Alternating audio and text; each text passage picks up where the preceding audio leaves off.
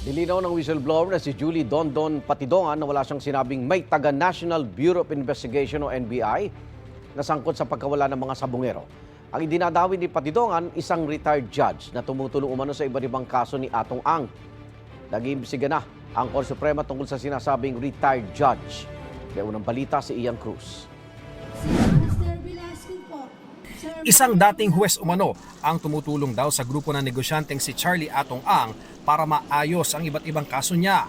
Sa eksklusibong panayam sa GMA Integrated News ni Julie Dondon Patidongan alias Sotoy, sinabi niyang kasama sa inayos ni Judge ang kaso nilang 6 na akusado kaugnay sa pagkawala ng mga sabungero. Katulad nung itong sa kaso namin na 6, kaya medyo nabsulto kami. Gawa si Judge, si ex-judge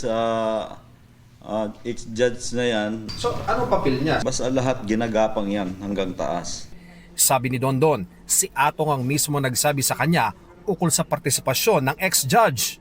Kaya naman nalalaman ko kasi nung nagtatago ako o nasa bahay na ako sa Mindanao, tinatawag niya sa akin yan.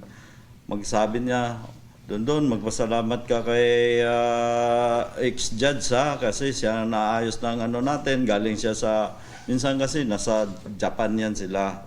Naayos na, doon sila nag-uusap-usap. Ani Totoy, malalim daw ang impluwensya ng dating huwes sa hudikatura.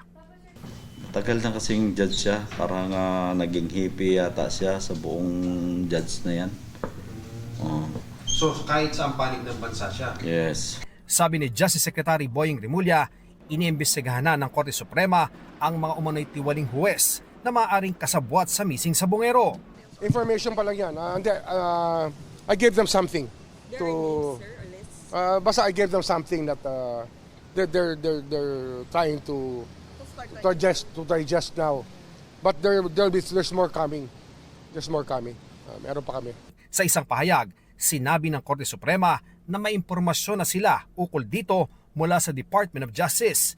Sineseryoso raw ng kataas-taasang hukuman ang mga ganitong impormasyon kaya may investigasyon sila. Ipapatupad daw nila ang karampatang mga aksyon laban sa mga mapapatunayang tiwaling huwes batay sa pamamaraan ng hudikatura. Ito ang unang balita. Ian Cruz para sa GMA Integrated News. Igan, mauna ka sa mga balita, mag-subscribe na sa GMA Integrated News sa YouTube para sa iba't ibang ulat sa ating bansa.